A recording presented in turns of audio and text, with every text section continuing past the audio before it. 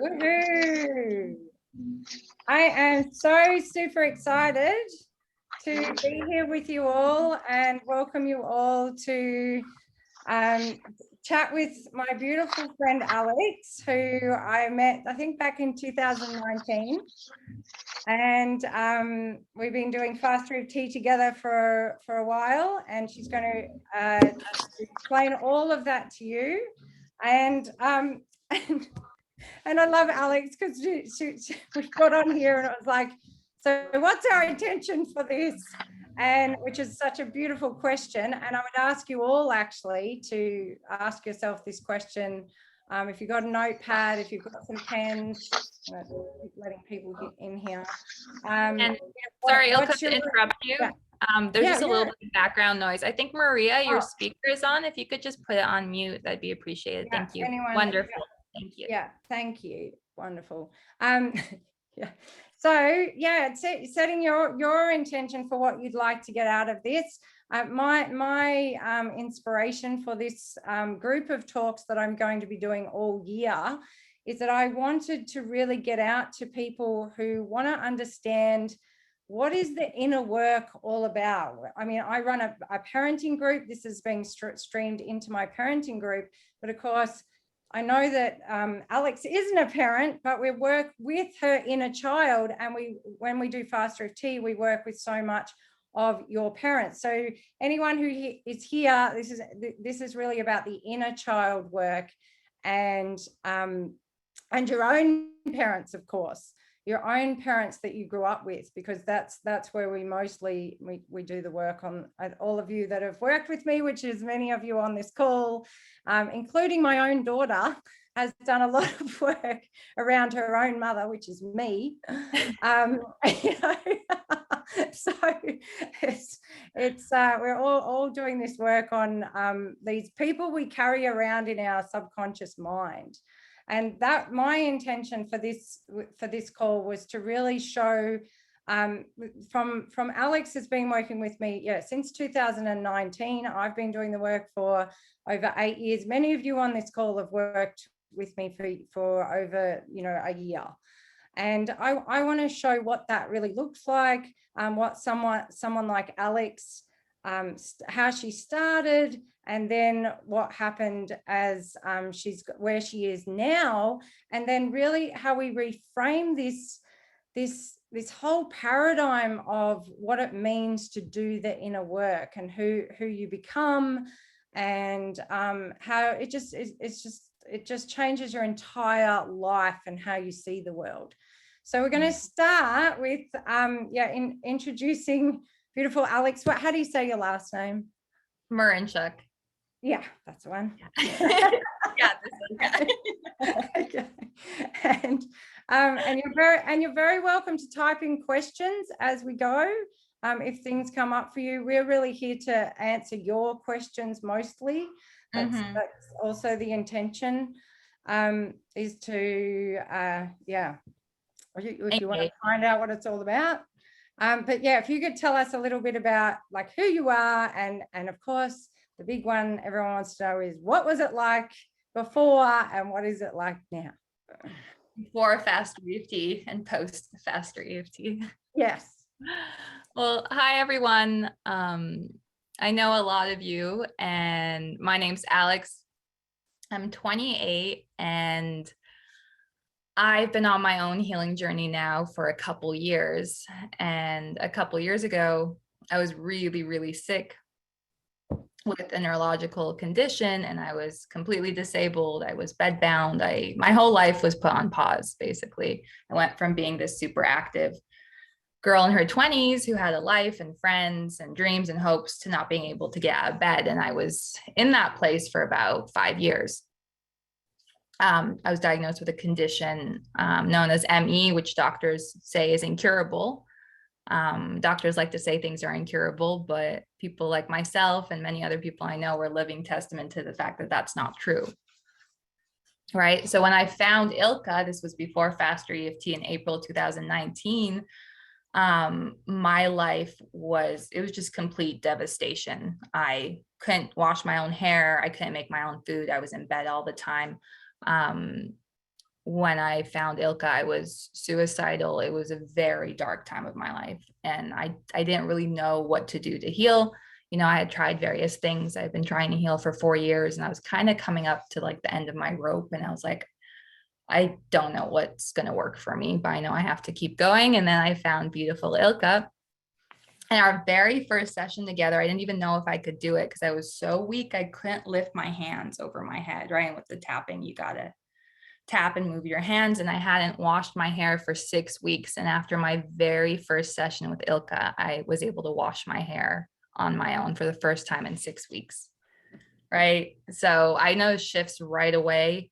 And I needed a lot of support. And I worked with Ilka on a regular basis. And we went into the subconscious mind and the nervous system and past traumas and emotional disturbances. And we slowly started clearing all that out. I was working with Ilka, and I also would work on my own. And slowly, I started to get better and better and better.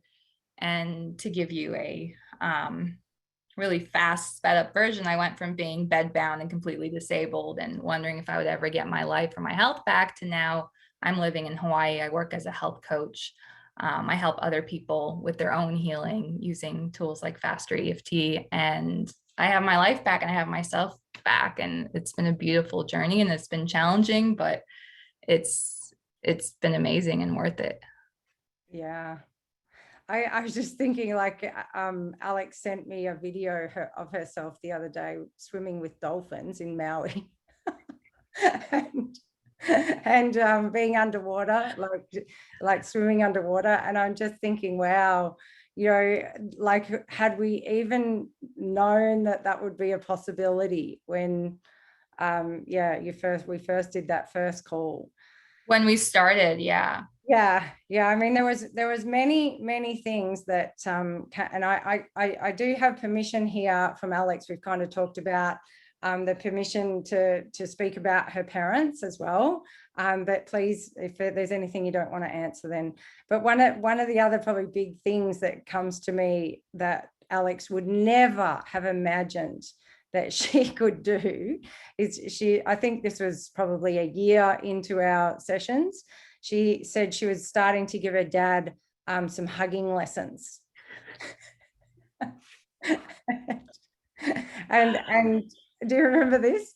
Yeah, I do. So the beauty with Faster EFT is, like, it helped me so much with my physical healing, but also it just like changed how I approach people in life and my relationship with my father, right? Ilka and I really brought it under the microscope because we identified it was a big reason why my nervous system was dysregulated and why I was dealing with certain mental health problems, right? And my father had beautiful intentions, but he was emotionally unavailable. You know, he didn't like physical touch. He didn't really like to hug. Like, it made him uncomfortable. And I had always felt a little uncomfortable around him myself. And then when Ilka and I started doing the work, it's like I opened up and I started giving him hugging lessons and just like coming from a place of love. And whereas before I would have approached him very cautiously. So it's interesting how not just my body changed, but my whole approach to my parents' life interactions, it all shifted. Yeah. And one of the premises of Faster EFT is that your parents, you know, they're operating from their own childhood. So they're operating, and we wanted to really bring up the theme of ancestral trauma in this talk. And of course, Alex came to me saying, but Ilka, I had a happy childhood. You know, it wasn't that, like, I had a roof over my head, and many of you here might think the same. I was cared for, I never wanted for food or anything like that. Like, of course, all my physical needs were cared for. But that doesn't mean that if we, like, I love the way you said that, Alex, like, if you really put it under the microscope and I take you back to being 2 years of age or 3 years of age, 5 years of age, and certain things happened. I mean, for me, one of the traumas that was just massive was my dad forgot to pick me up from school. It shaped all of my life because of other things that was associated with that, and what I made it mean after that. Mm-hmm. So what would you add to that, Alex, around how Faster EFT has helped you to see like the ancestral stuff for you? Because do you want to explain a little bit about, you know, your family and like your grandmother, you know, ancestral trauma and where they were coming from, really, your parents in that Absolutely. Yeah, I will. To preset that a little bit, with Faster EFT, we're addressing the subconscious mind, right? And the body. I know a lot of you guys struggle with, you know, physical health issues or mental health issues. The body and the mind are an expression of the subconscious, right? And it's all these things we learned growing up, as Ilka said, right, around our parents, our lineage, right, patterns from our family members. And ancestral trauma was a big aspect for me because I came from a culture, my family is Polish, where there was a lot of war trauma, a lot of famine. And even though I didn't experience that myself, it still trickled down in the mentality, in the behaviors, in the way I was taught to view myself in the world. Right. So I came in as this like beautiful, bouncing little baby girl who's like, I just want to live and experience life. And I was told, you know, the world is a scary place. There's a lot of lack. There's not enough money, you know, you're going to get hurt. So that was a big part as well, seeing the trauma my ancestors went through and how it impacted and shaped my own beliefs, my own views on myself and the world. Yeah. And often because these beliefs, and they've just come through, you know, spending a lot of time with grandma. And so we don't think it's like a belief system that's in a book, or like I write it down and it's like, I have a lack belief.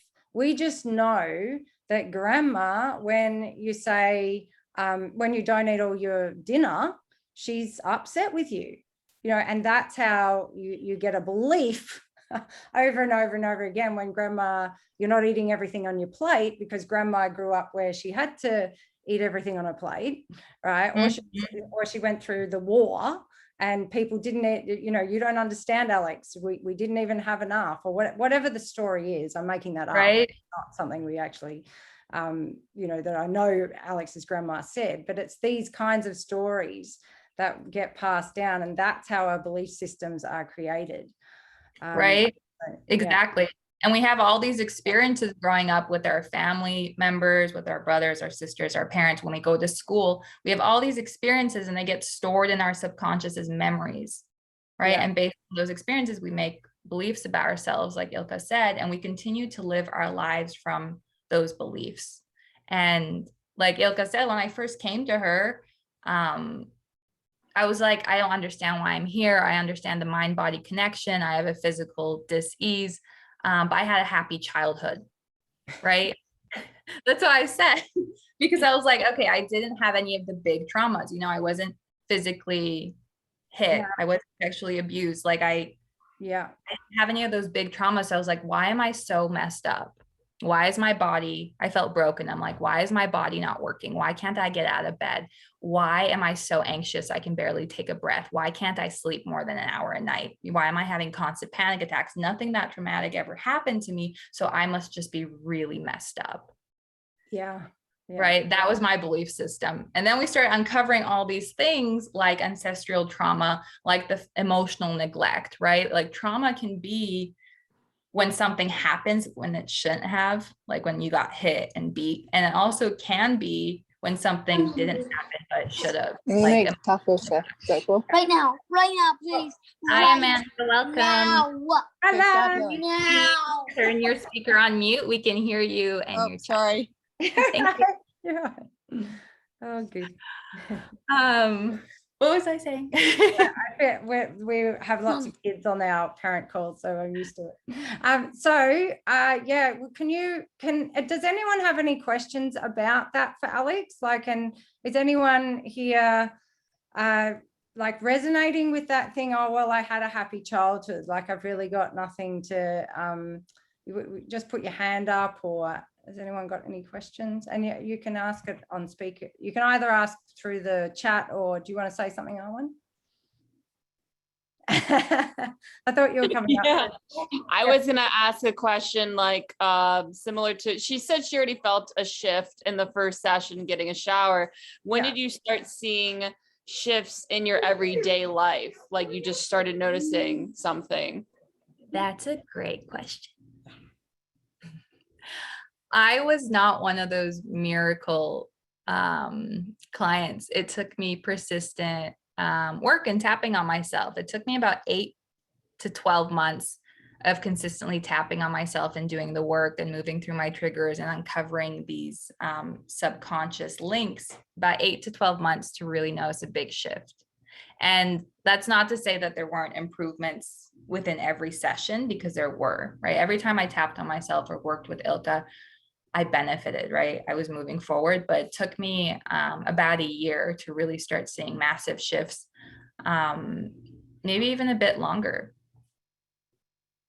Yeah. Right. And healing, it's so dynamic depending on the person. So it took me about a year to notice these big shifts. But I know someone, Ilka and I both know another practitioner who had 17 years of chronic pain, right? She was about to go into surgery. She didn't know what to do. After one tapping session, her pain of 17 years completely went away. So it varies from person to person. Yeah. And that is really why I am creating these talks. I'm going to be interviewing other people because I want you all to have an idea of, for me, like I still to this day get triggered by my husband. It's like 8 years of tapping on myself and I'm still, there's certain things that will happen, but the difference is I am able to change it very quickly. And the difference is I will start tapping on myself. The difference is very rarely I still do it. I still do sometimes blame him. I definitely joke about blaming him, don't I, ladies? Everyone. Like, you're allowed to do that. Yeah, you're allowed to do that. But it really is such a change to start thinking about the inner work as being a way to up level your life, right? So you're always up leveling. And Alex and I were joking before we came on that Robert's expression is, and for all of you that are new to Faster EFT, Robert was my mentor, Robert G. Smith. If you go onto the fastereft.com page, you'll find, he's got millions of videos. And yeah, he's been mentoring me for the last and coming up to my 9th year. So when I talk about him, and he says you just get bigger, you get different kinds of problems, like Alex and I were talking about now. It's like, oh, how do I do this in my business? As before it was, how can she get out of bed? So it's a better kind of a problem. And if we want to, words in Faster EFT only have the meaning you give to them. So people can really frame the word problem as it has a not a good feeling to it. But some people, if they've been entrepreneurs for their entire lives, they love problems, right? It's like, oh, yay, a problem. So yeah. Again, it's a constant reframing of how we see the world, and then how you are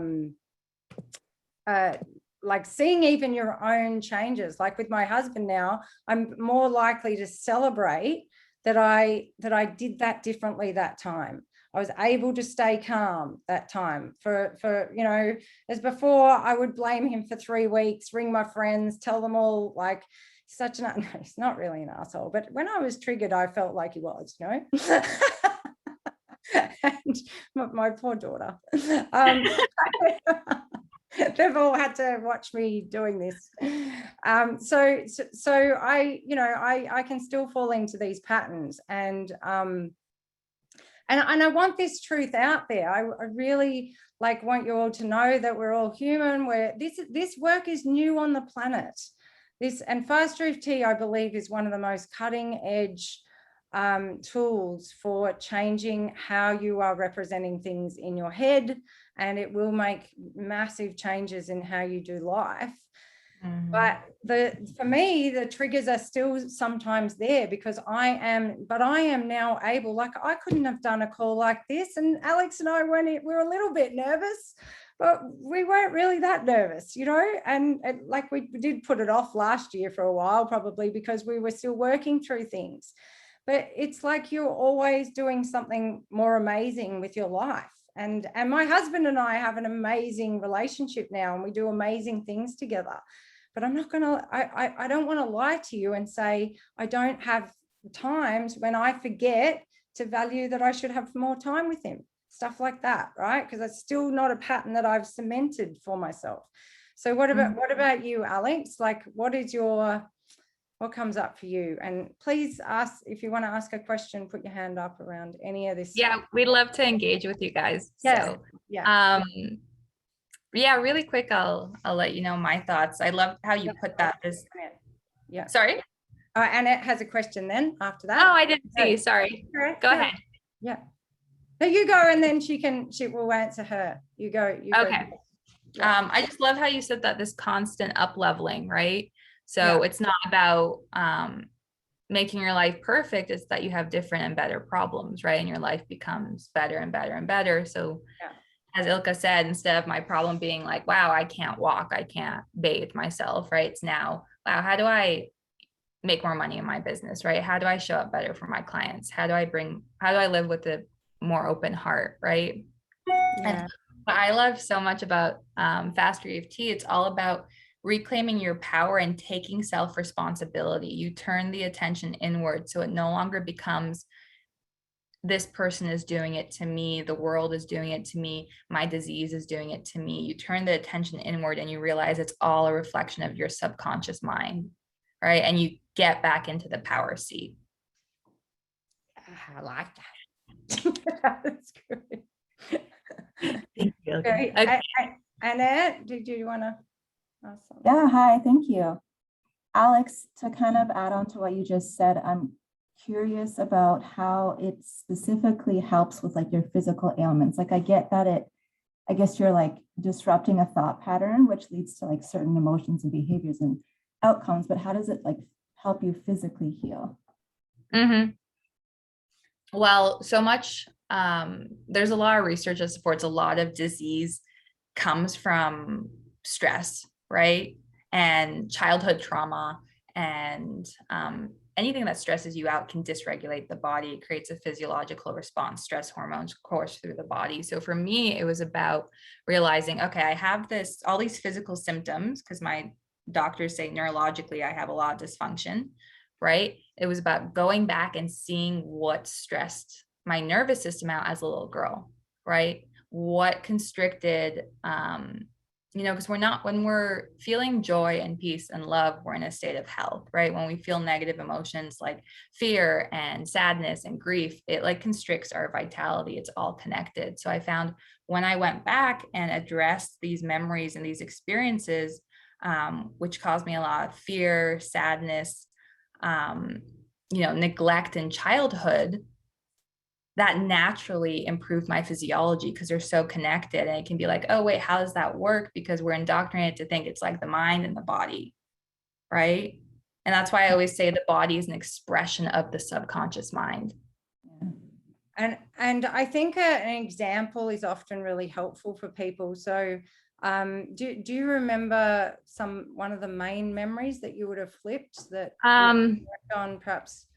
The thing is, you work on this stuff and then it like leaves your consciousness because you release it. But yeah, giving you concrete examples would be good. Well, for me, the example with my dad not picking me up from school, I mean, that's still the thing that's playing out with my husband. Like I'll be abandoned, I'm getting rejected, disappointment, because for that one, I changed that memory. Like once I'd really tapped, and that was one of the very beginning ones. So if you can imagine, like your brain is like, that's where I can find all this emotional charge because that memory just comes to me. Well, there's all these other memories, throughout my whole life now until I'm 42, and it's the same for all of you.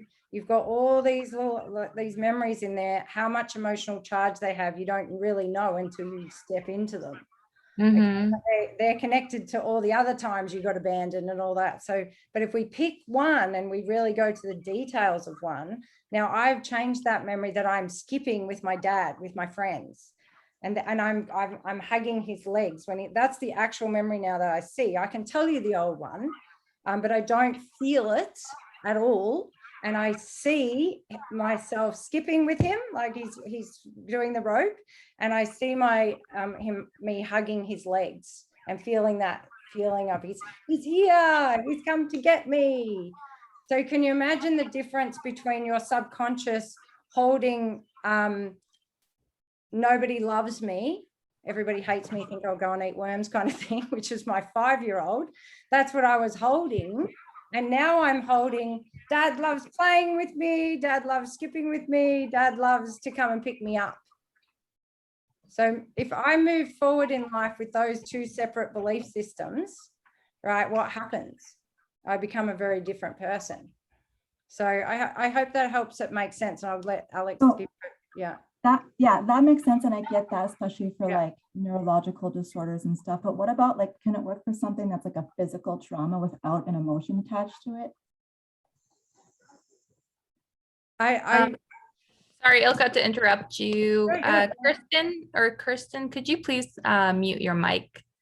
We can hear some background noise. Thank you.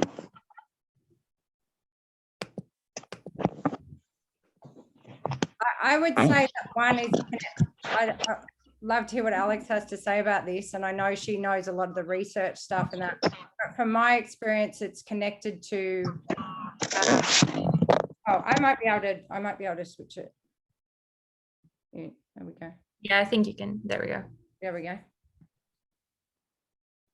Oh, and that one as well. There we go. I think I can do all actually. So yeah, for me, they're kind of one and the same, but you go, Alex, on that one. I think it'd be helpful, Nat, if you gave like a concrete example. So maybe talk about a physical symptom you're dealing with, and then we can, dive a little deeper. Yeah. So personally, my physical symptom is like a traumatic childbirth of my first baby.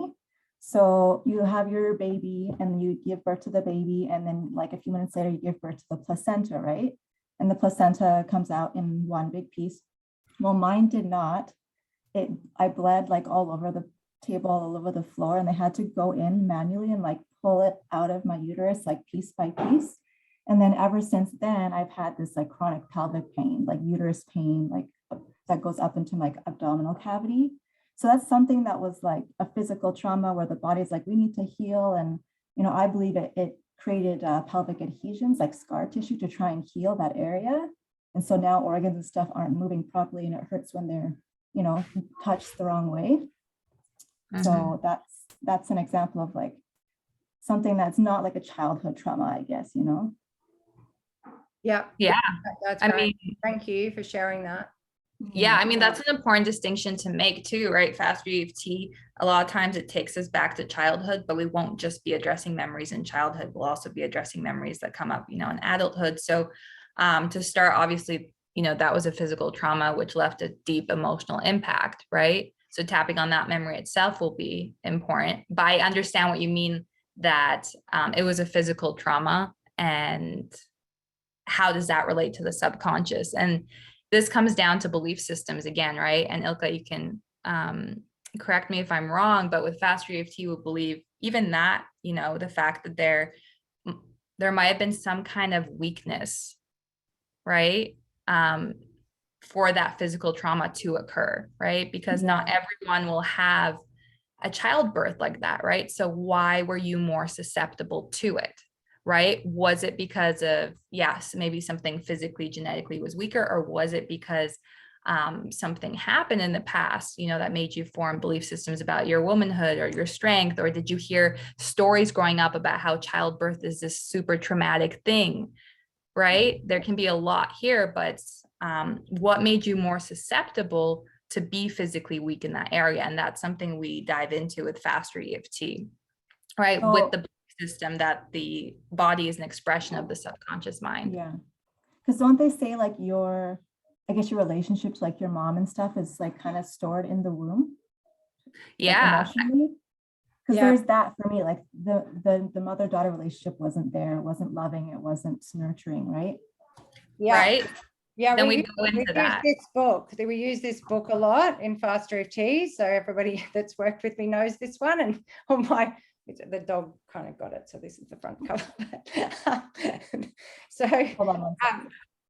so yeah, take a photo of that. And yeah, that would, we could go into, she would have a section even on childbirth in there. And we could go into the emotional things, and we ask you from that book what resonates with you around that. But I, you know, for somebody like you, Annette, with something like that really is a big thing for you right now and has a lot of I would say if I took you back in a session to that, you know, memory, and really, we call it putting the cook in the kitchen, like really putting you there, then tapping on that to decrease the emotional charge. That sometimes a session is just based on that experience, because that's where all the charge is. But as Alex so beautifully put there, it's all the belief systems about your womanhood, and there you've already, you know, given us a little snippet there with how your relationship was with your mother. So, you know, we really would go in and explore more about that as well. That's amazing. Thank you, guys. Yeah, thank you. Thank you for sharing and being so open. That's awesome. You're welcome. The thing, another point to add that I love with Faster EFT is you don't have to go digging, right? Because people are like, okay, I have this memory and I know how to tap on the emotions, but what if I have a physical symptom? Like, what if I'm tired? What if my heart hurts? What if my right leg hurts? Or how do I work on that with Faster EFT? And the thing I love about Faster EFT is you do not have to dig for the answers. You literally let your subconscious bring them to you. So in Faster EFT, there's something called aiming, which is you tune into the problem. So, okay, I have this physical pain in my right knee. You tune into that and then you start tapping, right? And we do tapping rounds. And usually what happens is the subconscious will bring up proofs and references. All of a sudden you'll have a memory of when you were 4 years old and you'll be like, oh, wait, how does this relate? Oh, when I was 4, I slammed my knee on the pavement, right? Something you could have never linked with your conscious mind. Once you start tapping, the subconscious will just start giving you stuff. Yeah. That's great. Yeah, thank you. Yeah, really quite incredible how it does that. Right? I just find it so fascinating in sessions that it's amazing. The mind knows, you know, the mind knows where this stuff is. Ilka and I would have so many sessions where I would just come to the session crying because I'm like, I'm so sick. I'm so physically sick. I have no idea what this is emotionally connected to. I worked on all this stuff. Like, what is it? And then we'd uncover something, right? So I wouldn't even know where it would lead me. Yeah. Yeah. I think we did a session like one time when you had really excruciating period pain as well. Yeah. Yeah. And we just kind of kept going, like Alex said, we just kept aiming at the pain. Because again, it's coming to be with somebody like me who's really coming from the space of this pain has a message for us. I'm not coming from the space of that pain is terrible and you're going to die from it, you know. Unfortunately, that can be like these are all hypnotic commands, guys. Like that, you can hypnotically command yourself to do anything. So, you know, even me saying that, like reverse delete, you know, let that go. But it's like this is the work. The work is to reframe how you see everything inside your body. And, you know, at the current state of the world at the moment, we know that the level of fear that is around with just how things are labeled. It's just like, so just learning to not label things and go into a fear response around any label that we give to anything, a word, right, or pain or whatever it is. That reframe is critical because you go from feeling like a victim to your disease, to the world, to circumstances, to like when I was dealing with symptoms, eventually I reframed my perspective with when symptoms came up, it wouldn't feel good. I almost started to get excited. I was like, okay, there's something still to clear here, you know, and on the other side, I'm going to be so much more liberated. I'm going to be so much more free, right? Like and that how traumatic that childbirth was, right? And going into and reflecting, it gives you an opportunity to look deeper and say, whoa, I actually have this stuff with my mom, and address it and see it. When stuff like that comes up, it's an opportunity to go deeper and liberate yourself. Yeah. It's a really big shift to start thinking that way. But it's so awesome and so freeing and so. And there's resistance. Sometimes I come to a session with Ilka, like crying and say, Ilka, this, like, I don't know what this is. Like, maybe this is just like, maybe this isn't real. Faster EFT doesn't work.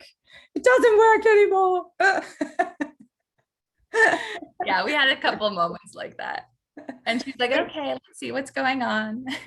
Because of course the blaming can be, then the blaming becomes the practitioner or the work that we're doing or the tool. We can start blaming the tool. Like if you're sick of doing your husband or your mom, then just like, we basically filter the world through our childhood lens with everything. And the more you start to do this work, the more you start to see that this really is the case. Like, it's just like, it becomes so blaringly obvious after a while that, oh, here I am doing that again, and so tap, tap, tap, let it go, let it go. Absolutely. Yeah. So has anyone got any other questions around? I think Annette had another comment to make. Yeah. I was just going to add in, like, sorry, let me close my door. The kiddos can be kind of loud. Say, for example, like my situation with the birth, like I don't remember creating some sort of like negative emotion to it, because like it was 10 years ago. I didn't know anything about like natural health. I didn't know anything about childbirth. I just assumed, okay, well, I guess it's not supposed to happen, but whatever, I'll be fine. But maybe subconsciously, like it manifested that way without even realizing that I had made an emotional attachment that way. Do you think that's possible? Totally. Yeah. Like maybe the fact that it was just like, oh, well, that's not normal, but oh, well, like I'll be fine. But maybe that, like, that's not normal part, like that's what sat in my subconscious and like manifested. Yeah. And oh, what was I going to say then? You go, Alex. Yeah, I was going to say absolutely. Right. These subconscious links, you can't always make sense of them with your conscious mind. Right. And that's why when you go into session and start tapping, these thoughts and these references will come up and you'll see what's connected. But absolutely, I'd say that's a strong possibility. I wouldn't rule that out. And one of the things that I was tapping with I had a discovery call with a lady recently, and last year actually, and a similar things, some stuff had come up around that, and I think it eventually went back to her children being born. But of course she was just starting to go, and one of the questions I ask you is what actually it was happening in your life at the time when you started to realize that this is a trigger for you, or that maybe it's the childbirth, right? Maybe it was that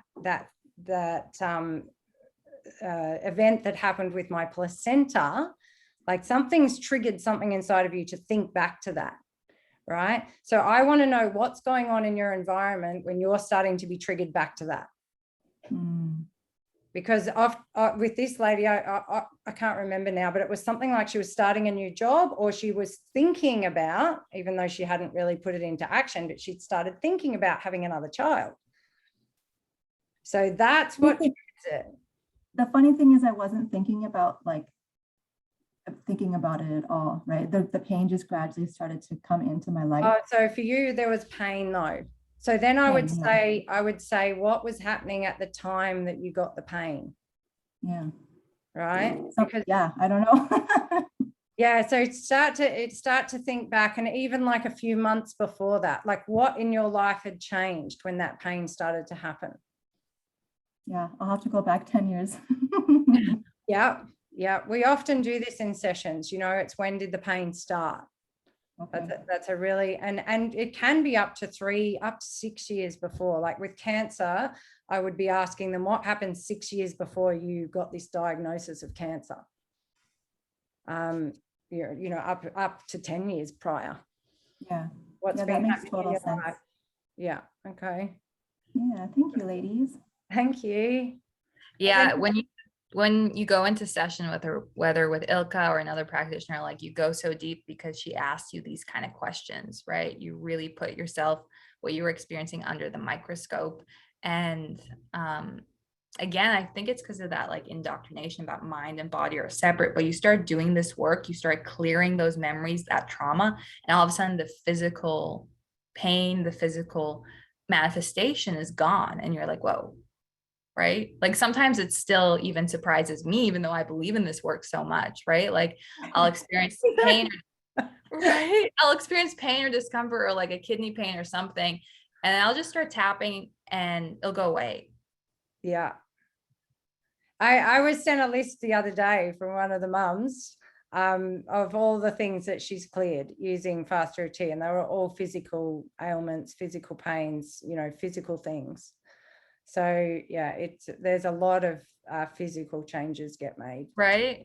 Again, I go back to the statement that the body is an expression of the subconscious mind. Sometimes people are like, I don't know what to work on. And it's like wherever you have problems in your life, whether that's with your health, whether that's with your relationship, whether that's with money, whatever it is, with Faster EFT, it's believed that is an expression of your subconscious. Yeah. Certainly is. Okay. I think we're getting asked some questions. Oh, we can read cool. them we can read them in the chat. And if Yeah. Oh, cool. Okay. I'll make sure I've got to the top. Okay. Do you find that people are afraid to do this work? Oh, yes. What do you reckon, Alex? Is it true that the body won't release what it's not ready to process? That's a great question. absolutely. I think a lot of people are terrified to do this work. You know, when things happen to us when we're little, as children, we don't have the capacity to self-soothe and, you know, mentally put together what happened to us. We're meant to be supported by the adults around us. And when we don't get that support after something traumatic happens as a child, we learn to suppress it, right? And we learn, okay, I need to suppress these emotions and these feelings because no one's got my back. And this becomes your survival strategy, right? So all of a sudden, when they become adults, it's terrifying to go back to that place because they don't know how to be with their emotions. They don't know how to be with their trauma. So absolutely, a lot of people are afraid to do this work because they've never been taught how to emotionally regulate, how to self-soothe, how to even be with their emotions. Yeah, I'll be with another person. So it's like you've got to, like for Alex to even ring me up, you know, she didn't ring me up. What do we do? Zoom or Skype? But to send me a message, you know, it's such a, like, especially if you've grown up in a childhood where it's, you know, don't ask mum and dad for help. Like they're only going to get upset or they're going to get mad or whatever. So then to even reach out to somebody like me, it takes so much courage. That's why I'm saying on in my mum's group and my awaken parent group every single day, like courage and bravery is basically really what this work takes at the beginning. It's like Absolutely. so much courage. Because like exactly what Alex just said. And also one of the biggest things for me for Faster EFT was that numb and dumb is a feeling. Like it's a coping skill and the feeling of no feeling. Because I was I'd got just so good at disassociating from my feelings that I didn't have any feeling. I didn't feel like I felt anything. And then of course, I would have these deep, you know, days where I just want to cry my eyes out and never stop because I could suppress it for so long. And then it wasn't there. This thing that I could go to a practitioner and she could just go, okay, let's aim at that feeling of no feeling. And I'd be like, oh, cool. Finally, someone understands that this is actually a thing for me. I can't feel my feelings right now. Like I'm so good at not doing that. I've spent my entire childhood doing that. So, you know, just try, like there really is a process of getting to know your own coping skills as well, and what they are and how they kept you safe. And all of those. That's the beauty of this awakening process, is to go, oh, you can start calling it a coping skill. Yeah, like, yay, go 4-year-old me. You can start cheering for your younger self, Right. instead of saying that, oh, why do I do this? Well, because 4-year-old me was a freaking awesome child that was really smart. You know, my daughter actually asked me on one of the calls, who's like, that we did together, it's like, Mom, why did I keep trying to get your attention? I said, because you are really smart. You know, why? And she grew up with me being numb and dumb. You know, she grew up with that like thing that I was really good at disengaging and not being present. So, you know, of course she had to try and, you know, mom, you know, 500 times. Try and get. So, yeah. Yeah, absolutely. So Faster EFT really understands that you successfully produce from what you hold. You know, you're doing this successfully. It served you as a child really massively. Yeah. That's a big part of it as well, with my work with Ilka. When things didn't want to shift, or I was dealing with a pattern, whether it's the numb and dumb pattern or a physical symptom that's very, very stubborn. You know, you've tried everything. You've tried all the physical stuff. You've tried all the diets, all the herbs. You've been to every doctor, but it doesn't want to shift. Right. And then it's worth looking into how, like Ilka said, how is this serving me? Right. And playing with the idea that there is actually some benefit to this.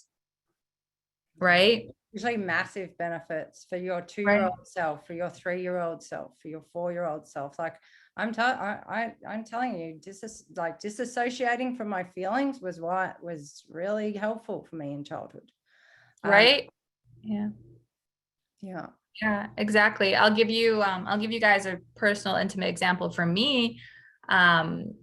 So I am a pretty like outgoing person. I like to go out and experience the world, right? That's why I naturally like to do.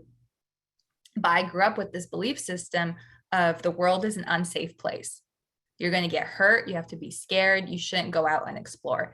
And right when I was starting my independent life as an adult, I got sick. And Ilka and I discovered that it's because I held this belief that you can't go out there and live in the world because it's not safe.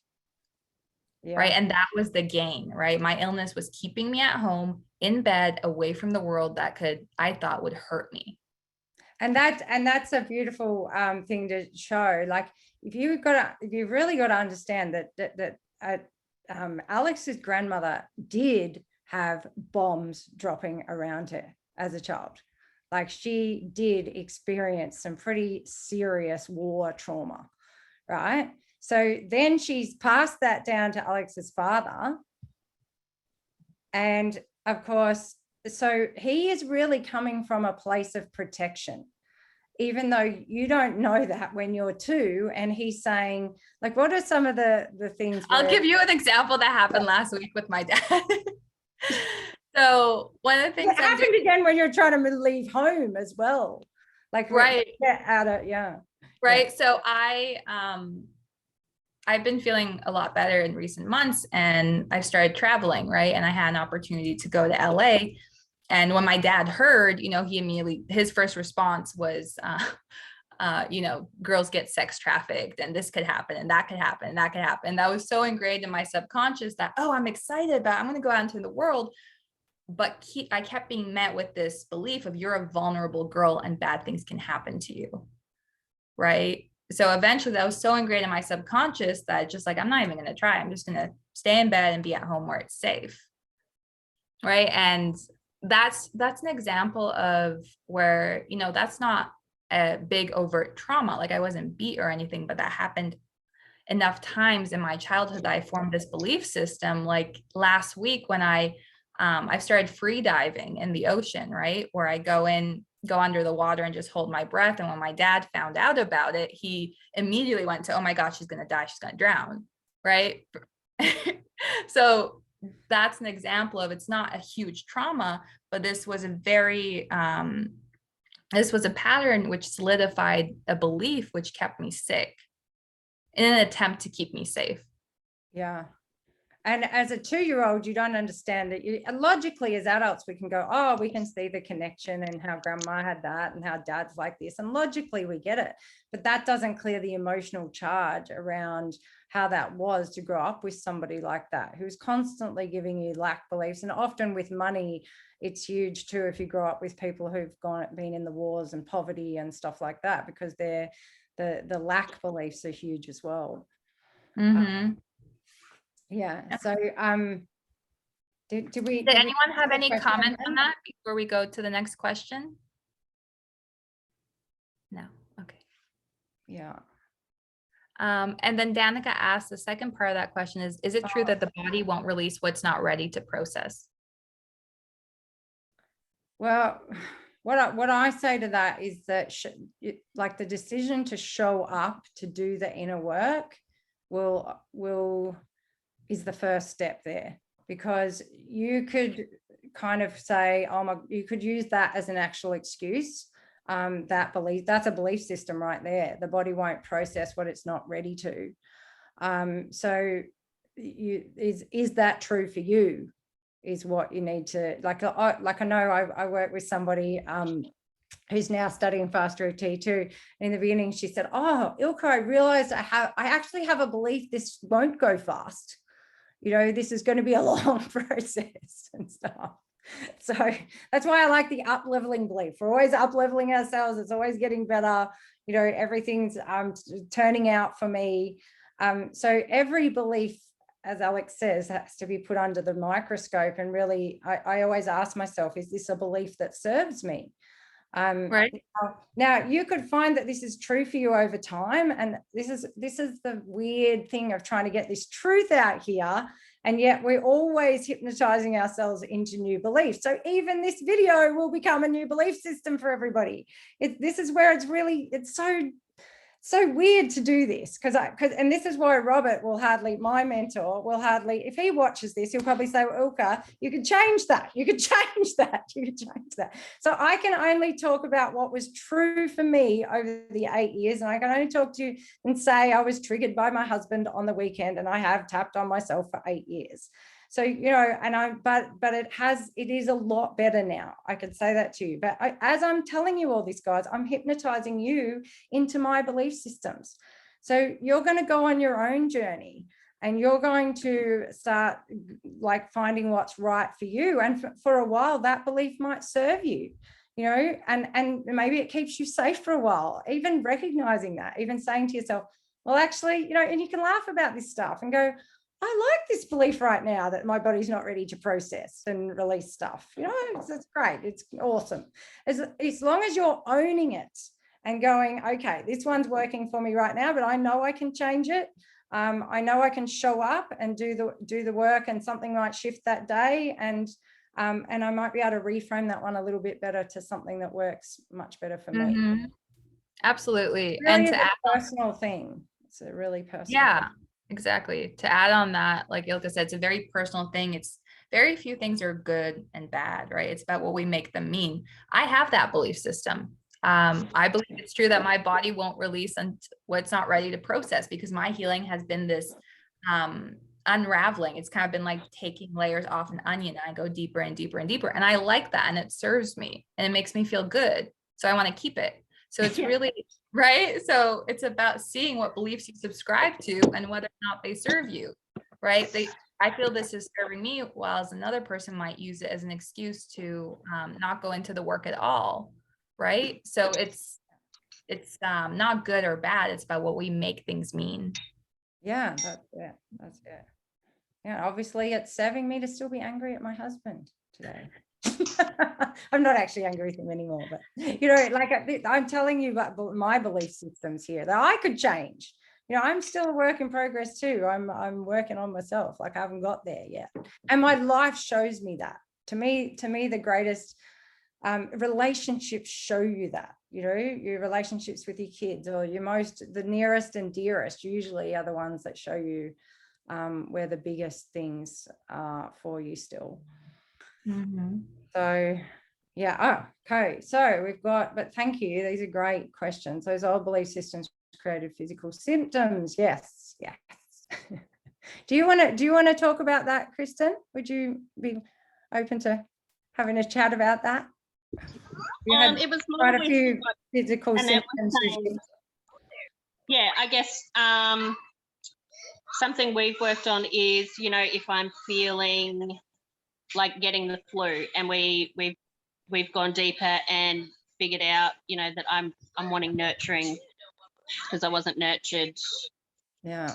And my body's yes, like it's that self, you know, that it served a purpose. I was sick, my grandma looked after me, I felt loved. yeah. I don't need to do that anymore because we've let go of that belief. Yeah. I guess so. For me, that was just sort of like an example as to how the physical and the emotional link together. Yeah. Yep.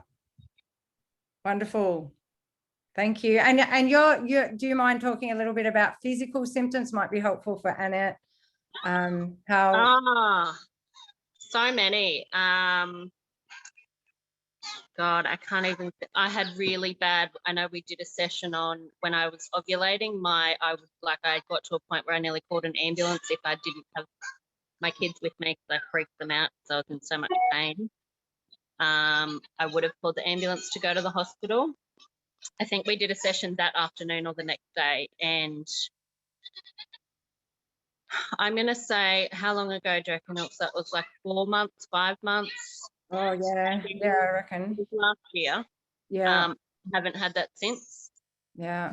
Massive. I had hemorrhoids for, holy shit, I had my first child when I was 21. They started before that, but they got to that excruciating can't sit down pain after I gave birth, until I think that was probably one of the first physical ones we healed. We're out at the property then, so like, I don't know, over a year ago. I haven't had another. I've had the same, you know, so what I would have linked to, so constipation, not having enough water, not eating properly, like all those things that I would have thought caused it. Mhm. I've done exactly the same thing, but because we've released the emotional link, Yeah. I have done all those things repeatedly and even thought, oh, yep, here we go, it's going to happen, and it hasn't. That went back to when I was a teenager and my disordered eating began. You know, that was the memories. We went back to change them, and it still blows my mind now because It's pretty mind-blowing. Yeah, that well, it change. is when you stop and actually think about it. Yeah. Which Yeah. I don't often. I'm just like, oh, this is cool. Yeah. Migraines, I don't know. There's been so many things, hasn't there? That was me that sent the list. Yeah, she said the list. Yeah. Yeah, Yeah, there was about 5 things on the list. there was a few, and it, you know, it's sort of, I guess, reflecting, or like you were saying before, when you go, I would have reacted like this in the past, you know, that's no longer a reaction. Yeah. I'm able to, I'm going to say 95% of the time I am able to go, I need to stop, I'm being horrible, tap through it, and not lose my shit like I used to. Yeah. Which, you know, a year and a half ago, I couldn't do that. Right. So it's pretty awesome. So I love that. Wow, congratulations. That's amazing. I love that when you do the subconscious work, life becomes a lot easier and you don't have to try so hard in the moment, right? You know how a lot of people try and change their patterns through willpower alone. I'm not going to react in this way, or I'm going to try and will my way for it to be different. When you go into the subconscious mind and change the initial program, change the root, all of a sudden you start showing up differently in your present day, right? Like Kristen said, she no longer has those physical issues. She no longer has that ovarian pain because she went to the subconscious root and cleared it. Yep. So cool. Yeah. Yeah. All right. We've I know we discussed how long, because we hadn't really talked about that. If everyone's having fun, we'll make sure we get through all the questions. We're here for another half an hour or so, I reckon. Great. When did you start putting the internal work into external action? Oh, great question. Yeah, Alex. When did I start putting the internal work into external action, testing to see if it's actually working? I don't think I understand fully. Like, I suppose really when you went and washed your hair is an example of that. Yeah. So, like, you did start from the very beginning, but I suppose perhaps when you really started to feel like your life had changed. I don't know. Do you want to ask that question, Owen? Like, clarify? I don't know if she's still on the call. I think she might have popped off. Okay. I think I understand the question.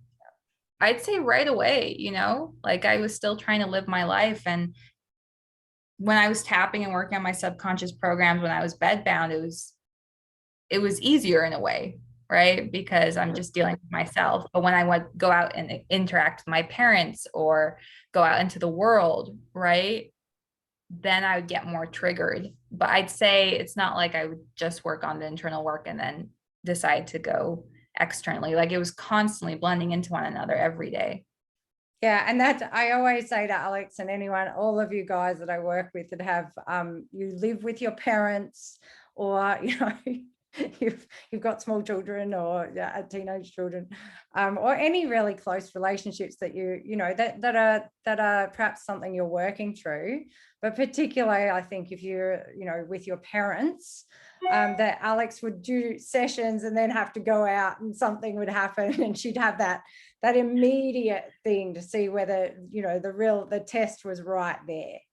Yeah. Most of the work I did was after my father passed away. Like, I came to this work when I was 42 and my dad had passed away just before. So I always wonder what I would be like. It's just such a bit, it really is. I like, that's to have that thing right there. But it is great because, as many of you know who work with me, it does so, you come back next week and go, well, I changed that a little bit, or I did this, or it's really a reflection of what is starting to shift, because you do notice different triggers. Yeah, it does shift over time. I would have sessions with Ilka where we really cleared a pattern, or we worked on a pattern with my dad or my mom, and changing those childhood memories. And then I'd go out and my mom would be repeating the same pattern that I had just cleared. So that really challenged me, right? yes. But as I kept showing up and doing the work, I noticed I no longer had reactions to them, right? They could act however they did it, but I wasn't reacting. I wasn't triggered by it anymore. Yeah, and I mean, it's really quite funny. Some of the stuff we do inside your head is to like bring in other people that you really resonate with, so that we can really start to change how you're feeling in your memories around your parents. And I remember Alex saying to me, it was actually really funny. I was watching them and going, these aren't my real parents. My real parents are in here. I've changed them inside here. And I can tune into the ones that I've put in my head now. I mean, this is the true power. When you know that the parents you carry around inside your head are the ones that you want to focus on, which is, all the happy memories and all the memories we've changed and all the memories where you're feeling empowered and I'm amazing and like I'm wanted and I'm precious and I'm special and I'm important.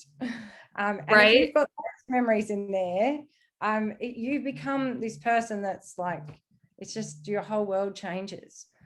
And that doesn't mean that, oh, sorry, Ilka, go ahead.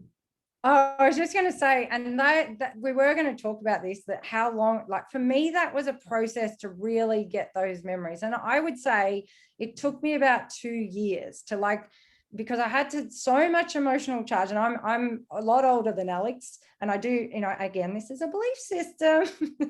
Pick out the belief systems, guys. The old lady takes longer. No. So, but it is. But that's I can only speak from my experience. Then this is my personal experience. It doesn't have to be yours. But I went. I was working on a lot of the emotional charge, and I was changing visual memories, but for my brain, I don't actually see a lot of visuals in the beginning. My brain isn't like this movie theater of visuals. That was another way I learned to disassociate, and everyone's brain works differently around that stuff as well. So I could see visual memories, the happy ones, better if I focused on some of the things, but I had emotional charge to drop around that as well. So that all was a process of, you know, and I was a full-time tapper for 2 years. So my brain, to get it to really start shifting these memories and all of that, it was a real process of letting go every single day, tapping on myself every day, like being so committed to nothing's coming into my brain that bothers me. And if it does, I'm tapping and I'm letting it go. I'm driving in the car, letting stuff go. I'm on the toilet, letting stuff go. I'm in the shower, let that go. Because my brain was just a constant tormentor of me until I started to change it. Okay, so it just was really, really good at it because I practiced it for many, many, many years. So it was for me, it was an unwinding. And watch this. Yeah, when you watch this back, keep, you know, reminding yourself that it can be any way for me. It doesn't have to be Ilka's way. It doesn't have to be Alex's way. You can create a story for yourself. It's just your story and what's good for you. Absolutely. And I find sometimes the hesitation with Faster EFT is people are like, wait, are you manipulating reality? How does this work? You know, like how are you changing your memories? So maybe we could talk about that for a minute. Yeah. Right? Yeah. What did you find with that? Yeah. Well, because I remember it was hard for me to grasp that as well, because we'd work on memories, you know, with my dad neglecting me, my mom being anxious, and we would be tapping and I would get frustrated. I'd be like, Ilka, no amount of tapping is going to change this. It actually happened. What are you doing? And I would get frustrated because I would feel like, oh, maybe I'm bending reality or whatever. But it really helped me realize that those experiences are not happening anymore. They're not real. Like they're not tangible. I can't point to them, you know, and say, here they are. The only place they exist is here in my mind, right? In my heart, within myself, right? And there's so many different ways to approach this. Like science even proves each time you revisit a memory, it changes. Right. And people can remember the exact same memory completely differently. My brother will say the car was blue. I'll say there was no car. Right. So memories are this fabrication of how we see the world. Right. And they're an inner representation. So it is memory engineering, and we're not changing reality. We are going within and changing our inner representation. We're changing the proofs and the references within our subconscious mind. So something like last week, I'll give you an example of how reality is still reality. My dad is still my dad and acting the way he is, but I'm showing up differently, right? So a couple of weeks ago, I was on the call with my dad and I was really excited because I had a lot of success with this one client and she was making huge strides in her health when working with me just for a couple of weeks. And I was telling him how excited I was. And there was that little inner child of me that was like, oh my God, I just want Daddy to be like, oh, I'm so proud of you. You're amazing, right? He literally looked down and was like, yeah. So when are you doing this? Like he completely changed the topic after I like poured my heart out. And in that moment, I literally looked at him and I smiled and I was like, wow, like I was not triggered at all in that moment. I saw that this is him and it has nothing to do with me, right? And it's because I changed the references in my mind. I have all these memories of my dad being, wow, you're amazing. I'm validating you. I see you, right? And I have that within me. So when he starts showing up like that, it doesn't bother me. Yeah, so good. So good. This is so huge. Such little. He was literally like, yeah, I know. He was like, so when are you going to this thing? You like completely changed the topic.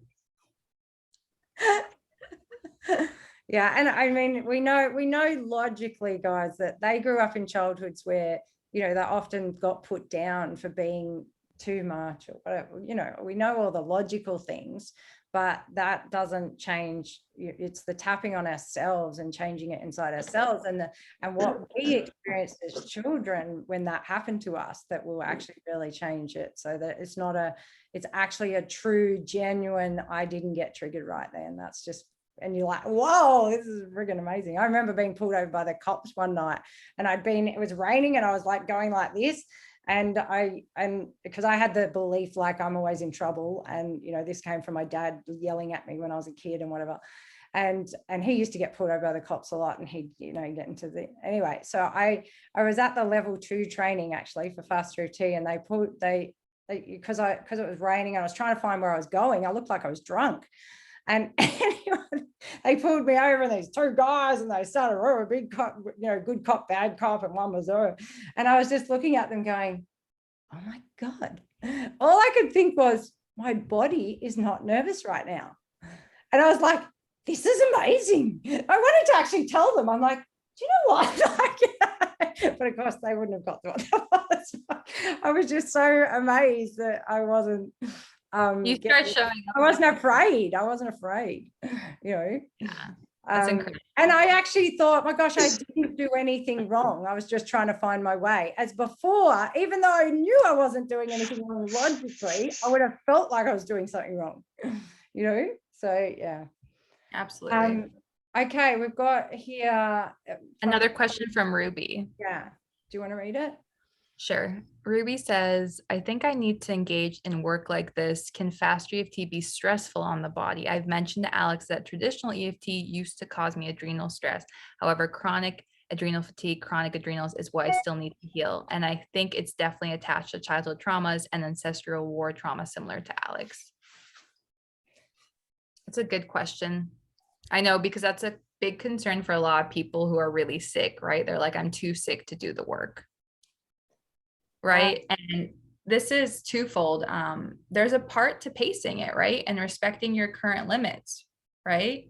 Yeah. And realizing, okay, I'm just going to do a little at a time because I need a lot of rest, right? Because these sessions do bring up things. But another part to remember is, why do you have adrenal stress, right? Because there are proofs and references in your subconscious that your nervous system keeps referring to, keeping you in a state of stress. Right. So not doing the work perpetuates that stress. So my advice would be to step into the work, but in a way that's loving to yourself, that's paced, that feels doable, right? You don't want to overwhelm yourself, challenge yourself, yes, but you can pace it according to what feels good to you. Does that resonate?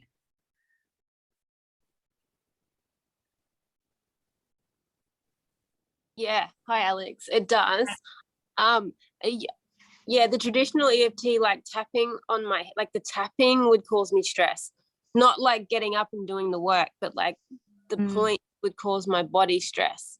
And I don't understand that. And I wonder if maybe I would just do the imaginary work, but like you were saying on your stories. Yeah, you could do the imaginary work, and I would even tap on that, right? That tapping causes me stress. What's underneath that? Yeah. Right. Ilka, what do you think? Yeah, I know because a lot of the people that follow Alex are probably going to benefit from me reading out a little bit about the adrenals. I think it might be cool to do that. Yeah, that's a great idea. Yeah, just so you can kind of see what that's kind of the first thing that came to me to do this. Is it underactive or overactive that you adrenal? Probably under. I've got like low. Would it be fair to say though, like they're underactive because they've been overactive for so long? Yeah. Right. Yeah, probably. Okay, so I'm going to read out a little bit of what it says for overactive and underactive.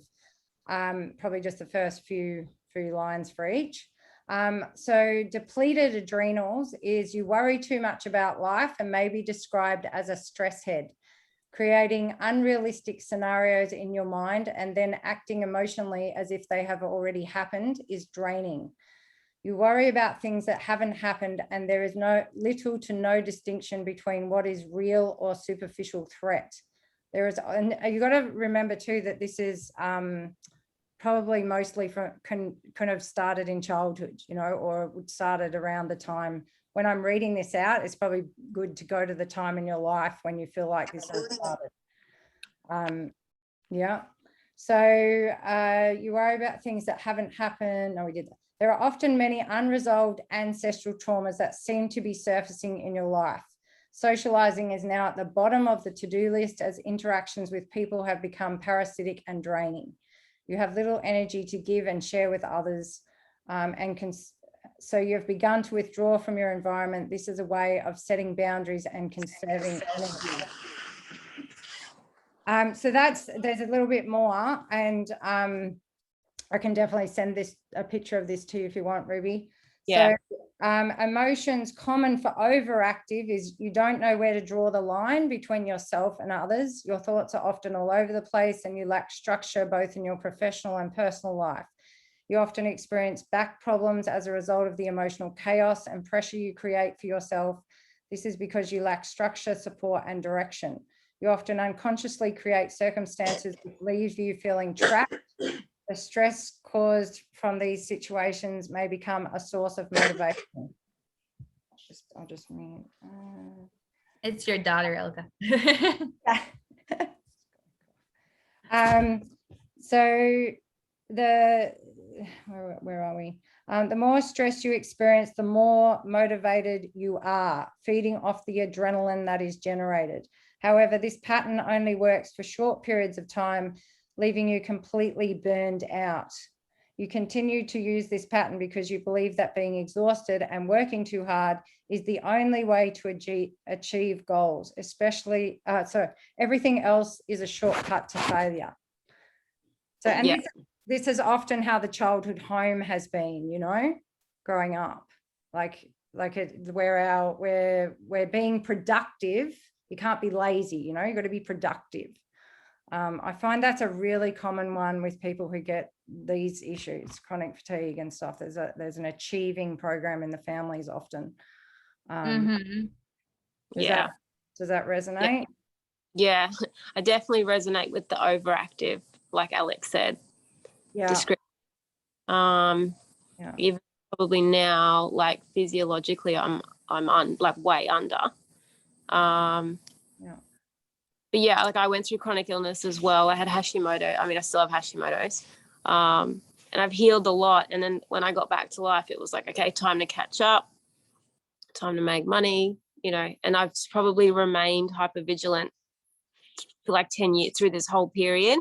And now now I'm like Dr. Morse. I'm trying to heal, like, you know, diet, but there's something underlying, like, I think I need to do this kind of work as well.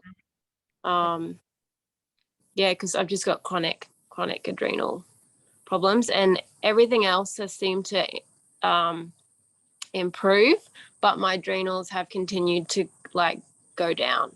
So interesting. Yeah, so Yeah. it has a whole lot of questions that you can address with that too. Maybe we could share that page with this talk somehow. I don't know. Yeah, that'd be great. I can screenshot it on my Instagram stories. I feel like that would be good. Oh yeah. Yeah. Okay. Yeah, Ruby, I resonate with that because I was the same, right? Like diet played a role in my healing, but like I still couldn't make the shift and I had major adrenal issues. And I find Dr. Morse works a lot from the bottom up approach, right? Let's boost the adrenals with these herbs and with the diet and regenerate the tissue.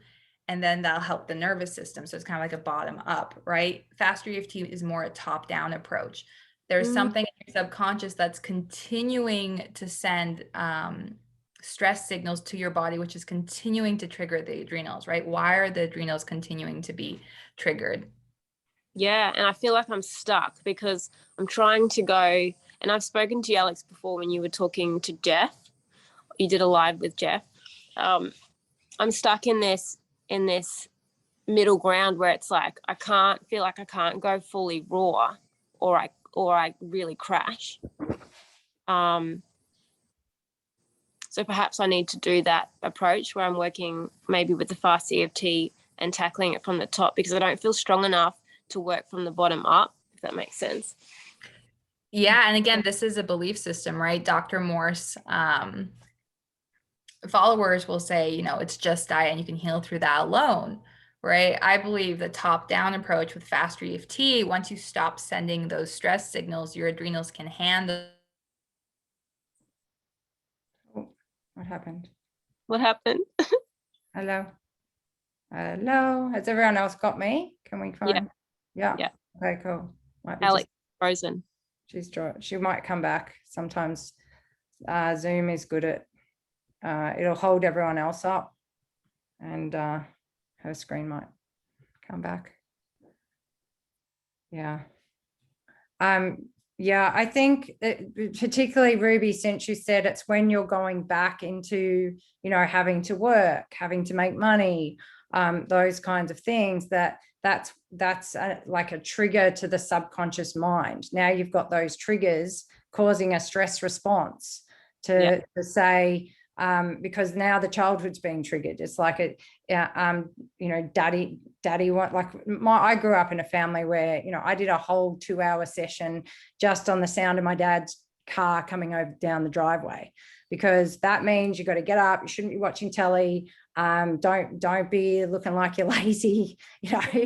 And so this whole program around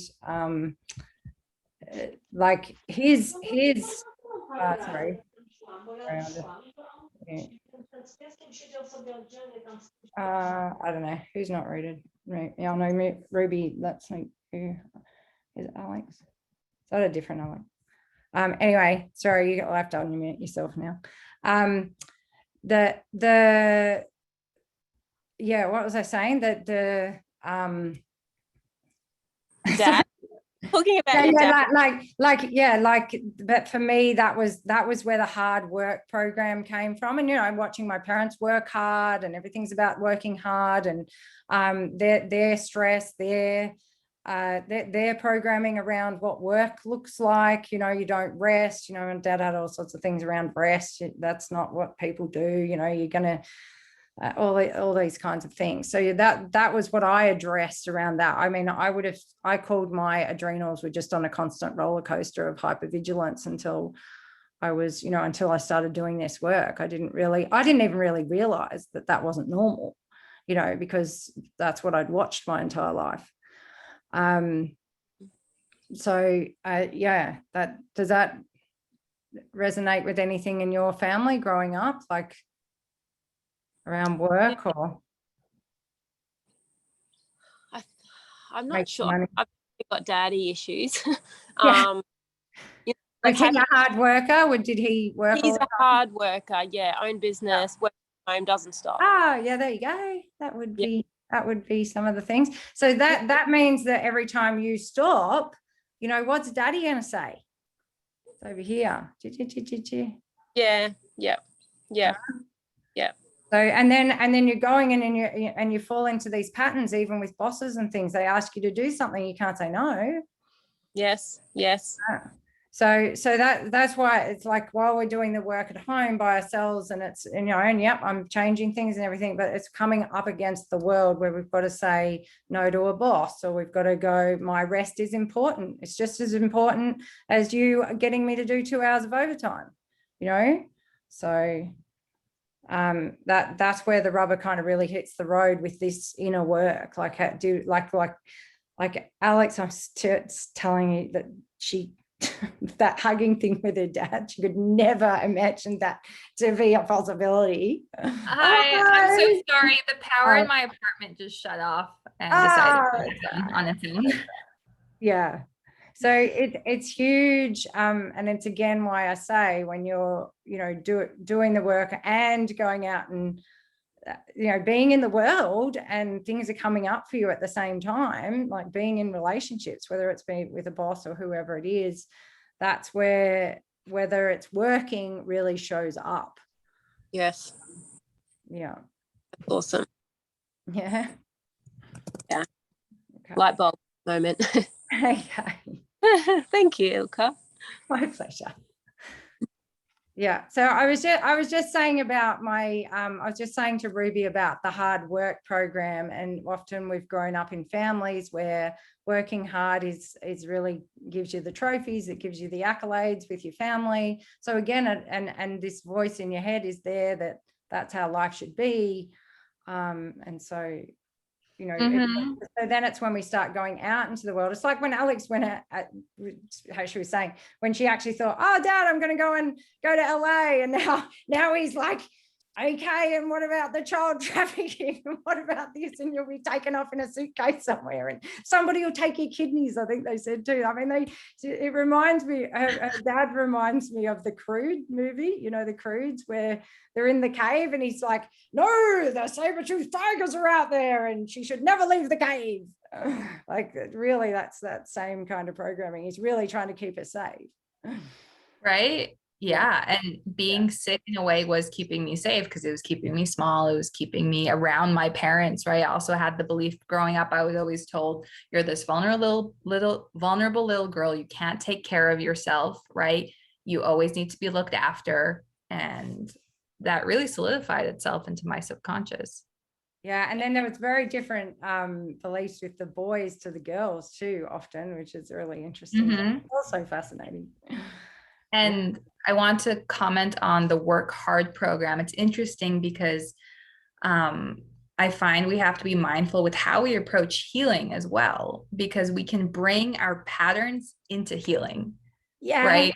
So perfectionist tendencies, right? Whether it's like with detox or with tapping. Like when I first started tapping, I was tapping so much, I gave myself bruises because that was my approach to life. Do it, perfect. I told Alex, no, your homework is to do no homework. She's like, Right. no, I have to do the homework. Right. That's another thing to be mindful of, right? Like, how do you approach your healing? And is it with those same patterns? Because you can take something that's productive, like detoxification, Dr. Robert Morris tapping, and, spin it around in a way that doesn't serve you. Yes, amazing. Right. Yeah. Yes. All right. That's wonderful. I think we've got that. Oh, and yeah, Annette just asked you about that, which you answered. Beautiful. Oh, No, Why I'm blocking the manifestation of it. Yeah. That's so cool. I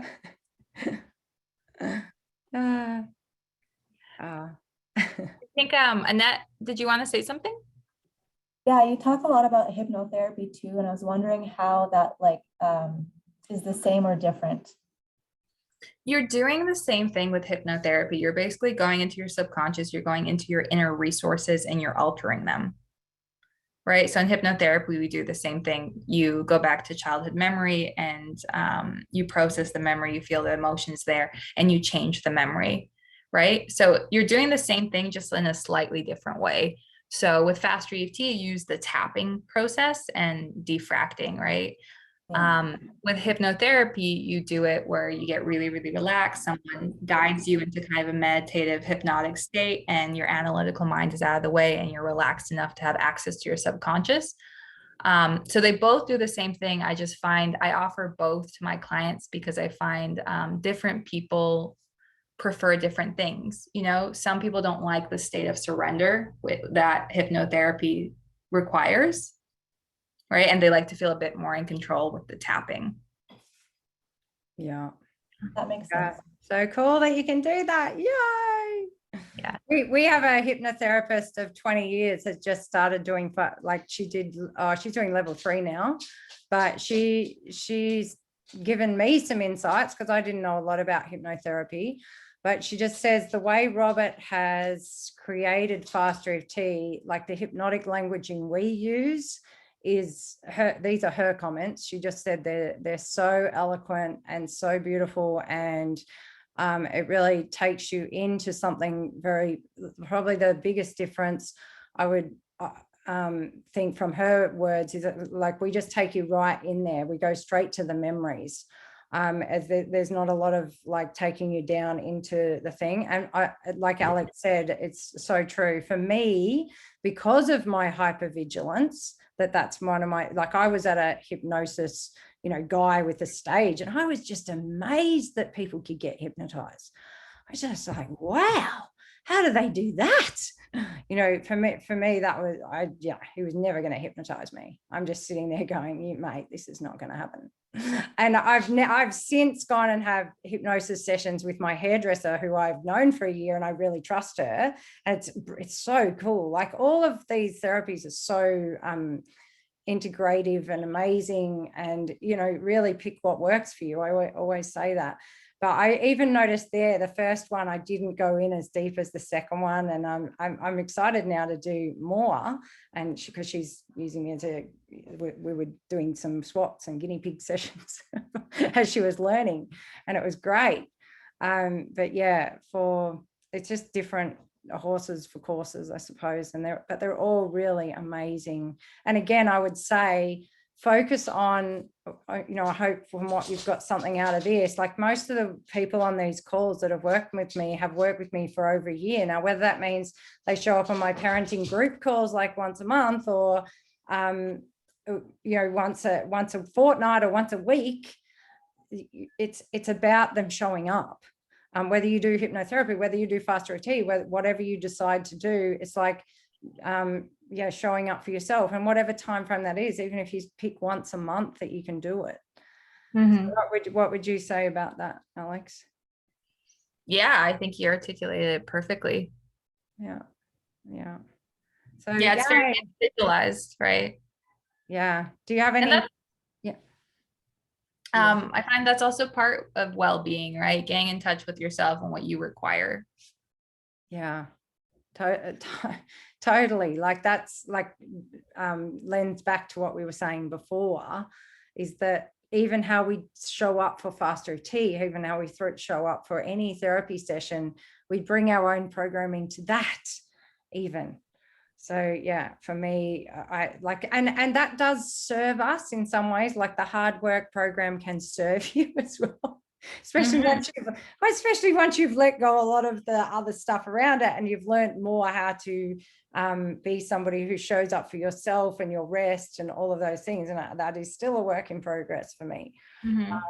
Yeah, but it's then you can come to the positives more of these kinds of programs than always being in the negative associations with them, because they all have both. Coping skills all have both.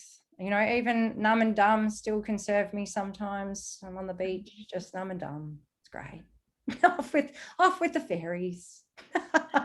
Yeah, absolutely. Great old time. We have another comment from Ruby. She says, yes, could Alex please just finish what she was saying about the Dr. Morse bottom up and EFT top down approach? As I said, I'm struggling with the bottom up all or nothing approach. Did the top down help Alex achieve the bottom up way? Did the top down help Alex achieve the bottom up way? So I found that when I started prioritizing the top down approach, right? Because I found for me, okay, my adrenals keep getting activated. When I started clearing it from the top down approach, so like what references, what's in my subconscious that is continuing to perpetuate this.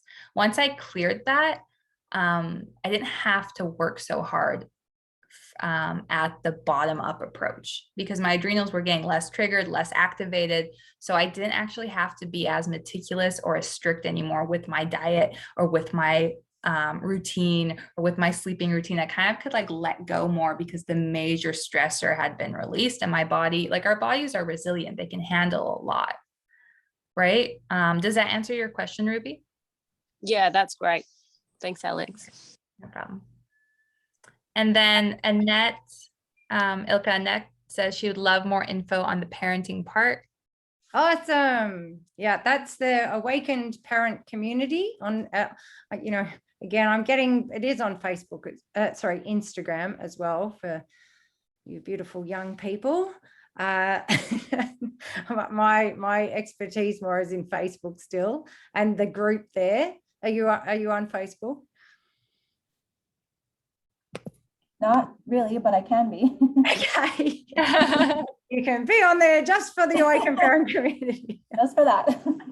No, there is a page on Instagram too, and all the content really does get shared on Instagram as well.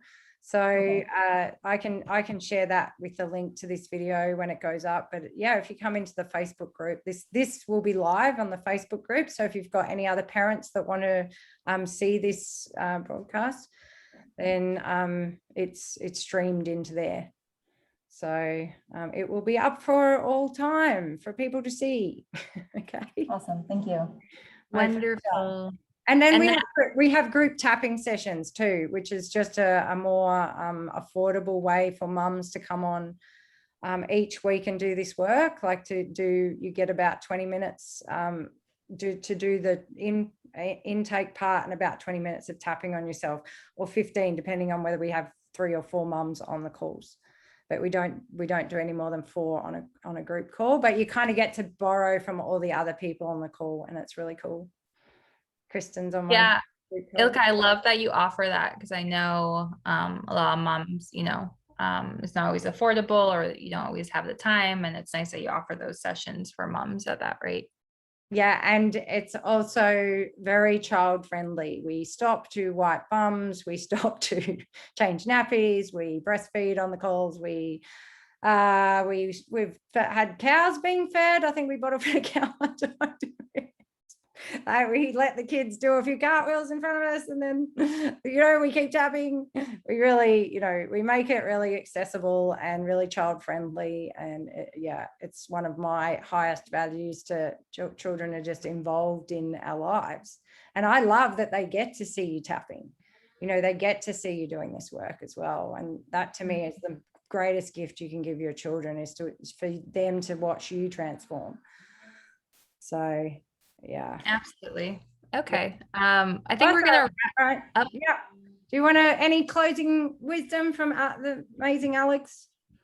I think Annette had one more question. I'm just reading it here. She asked if do you think the raw diet and herbs are still important, though, especially for ailments other than fatigue? Absolutely. Like, I think the diet, the herbs, the supplements are important in well-being, just as I think the subconscious reprogramming is, because the way I see it, it's like I have a physical body and I have emotions. Why would I think that my well-being wouldn't include both? Yeah.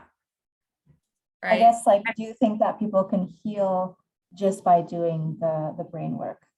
Yes, I've seen it, and I believe I would have healed just by doing it as well. I think the diet and everything got me there quicker. So I think it's they possible. can just work together to like boost it, I guess, like be more Yeah. powerful. Yeah.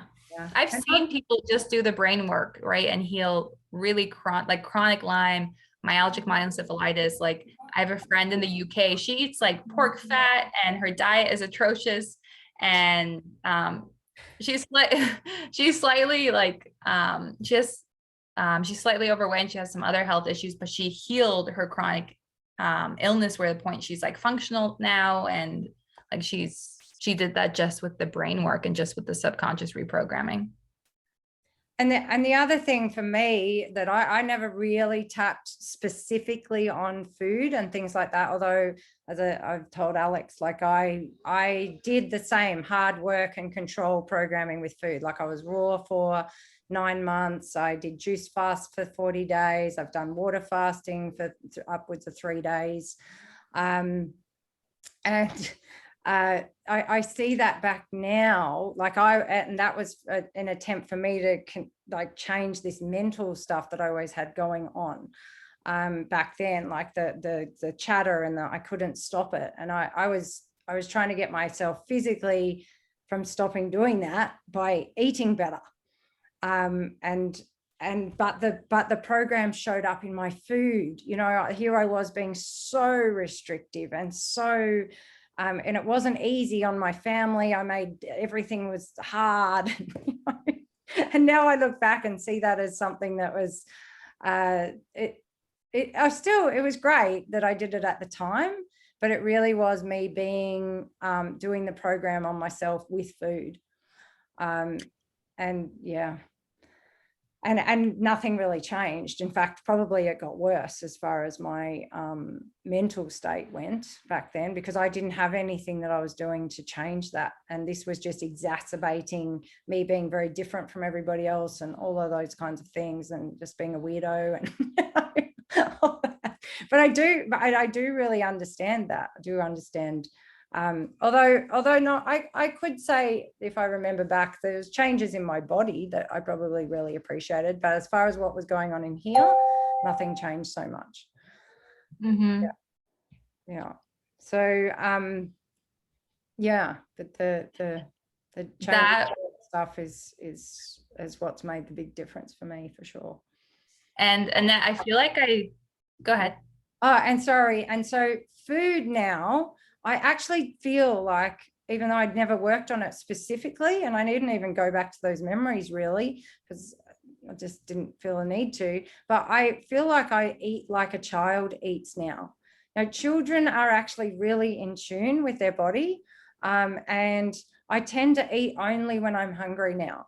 Like, and I do eat fairly healthily, and it's easy to eat healthily. And then, you know, when I get my period, sometimes I have some nice chocolate stuff and all of those things, but I tend to eat more healthily anyway. And recognize lots of different, yeah, it's really amazing actually, that whole transit, how that all happened. Mm-hmm. Yeah. I was going to comment on, I see a lot of people in like the Dr. Morse detox community with this restriction, where I think this is relevant to, and I know it was relevant for me because if you follow me on Instagram, you'll know that a raw vegan diet played a big role in my healing and in my well-being. I feel great on this diet and I love it. Simultaneously, I had to look deeper and see what subconscious programs were underneath, because at one point it did stress me. I tried to get everything perfectly. If I ate something wrong, I would, you know, beat myself up. I'd go in huge guilt shame cycles. I would really crack like the whip on myself. Okay, starting tomorrow, I'm going to be perfect again, you know? And what I uncovered is there was a lot of control around food growing up, right? Everything always had to be healthy. We weren't allowed junk food, right? So I was recreating that pattern for myself. And very often our relationship with food will use it, as Ilka says, a means of control, right? To gain some kind of control and gauge our self-worth. So even something like food and diet can be linked to the subconscious. Yeah, oh yeah, massively. You could do a whole year probably just on your, not a whole year, perhaps, but a whole like month of sessions on your family dinner table. Imagine all the programs that you got around that, or maybe lack of family dinner table, or just grandma and her food, mum and her food, dad and his food, or lack of, or what, you know, there's just so many programs around food. It's insane. You know, the kitchen, what happens in the kitchen. Yeah. Yeah. I know you're laughing, but it's like for real. So for real, there's so much in food. Oh my goodness. Yeah. I mean, with the mums, we have grandma showed love through food. One of the Faster EFT things is how much love is in the food, because there's no love in food, you know, but we had grandma like feed us pancakes. One of our mums, you know, that's like, so when she makes pancakes and give them to her children, right, they go, I don't want that, mum, and they run off, and she's like, oh, you know, because grandma's love came through the pancakes, and now the children don't want the pancakes, and it's like, they don't love me, you know. And we really had to tap on that whole program again, where it came from, the grandparents. And grandma was love, grandma was safety, grandma was protection, so it's in the pancakes. Yeah, and then trying to like give up pancakes because all that love and safety and security is in the pancakes. So you can, but we've got ways to tap it out of that. Yeah. It's really cool, really cool. Yeah, and it really changes it. So yeah, thank you everyone. It's been wonderful. Thank you for your input. Yeah, it's been a pleasure. Yeah, thank Ilka, you. do you have any- Thank you. Yay. Yeah, thank you so much for inviting me, Ilka, to this Oh, talk. thank you. We'll cry, won't we? We have to. I love you, and I love Faster EFT, and it's just like really finding you and finding those modality. It healed me, it liberated me, it changed my life. Yeah, me too. And I know, you know, any of us here. It's so cool. So thank you so much, and thank you, ladies. Thank you so much for everyone on the call. If you guys have questions or comments, you know, message me and Ilka, you know. Yeah, and we will put them in the comments below the Facebook group, the Awaken Parent. And I know Alex I'll be putting this on YouTube too, so I can share a link with Alex on the YouTube channel. Okay, great. All Thank you right. so much. Okay, thank you everybody. Bye everybody. Bye. Guys. Bye. Thank you. Bye.